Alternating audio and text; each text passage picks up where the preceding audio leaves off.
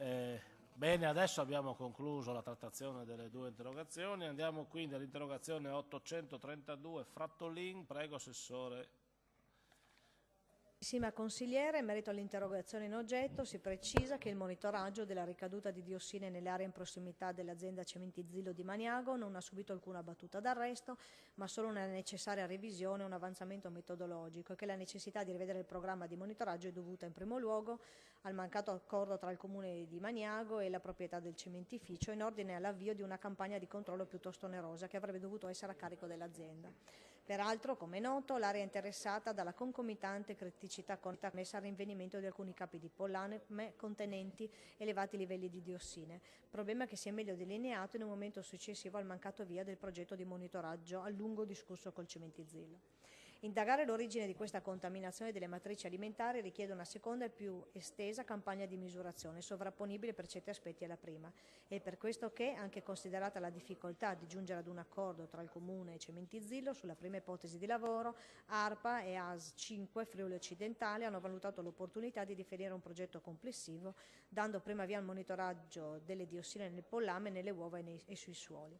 Queste informazioni, integrate con quelle dei modelli di diffusione degli inquinanti elaborati dall'ARPA con riferimento a tutte le fonti inquinanti presenti sul territorio maniaghese, consentiranno di definire dal punto di vista ambientale l'intero contesto territoriale, anche per valutare con maggior precisione l'effettiva necessità di installare una rete di deposimetri nei luoghi di maggiore ricaduta delle eventuali polveri contaminate. Nel contesto del progetto complessivo, il protocollo sviluppato per l'effettuazione dei campionamenti nei terreni ove sono previsti le maggiori ricadute è stato messo a punto e i primi campionamenti sono stati eseguiti. Sono in corso le analisi. Si sottolinea che la Regione è da sempre molto attenta alla situazione ambientale del Maniaghese, tant'è che ha promosso fin dal 2014 il tavolo tecnico di confronto con la Cementizillo, Comune di Maniago, Comuni limitrofi, ARPA e cittadini. Rinnovo pertanto la disponibilità a rendere in qualunque momento il confronto sul tema e valutare nuove proposte operative insieme al Comune e agli enti di controllo.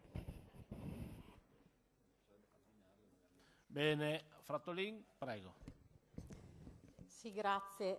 Bene, io ringrazio l'assessore per avermi riportato un po' quello che era stato il comunicato stampa che aveva diramato già 3 mesi fa riguardo a questa, in risposta diciamo a questa interrogazione. Di tutta la risposta che mi è stata data in questo momento, la parte più rilevante dal nostro punto di vista è la notizia che comunque i campionamenti del suolo sono partiti e che quindi attendiamo le analisi, cosa di cui non eravamo appunto a conoscenza e che giustifica poi quella che è l'interrogazione a cui avremo risposta domani in aula. E quindi rimando volentieri la discussione di quel particolare tema, ovvero i campionamenti del suolo, a domani. Grazie.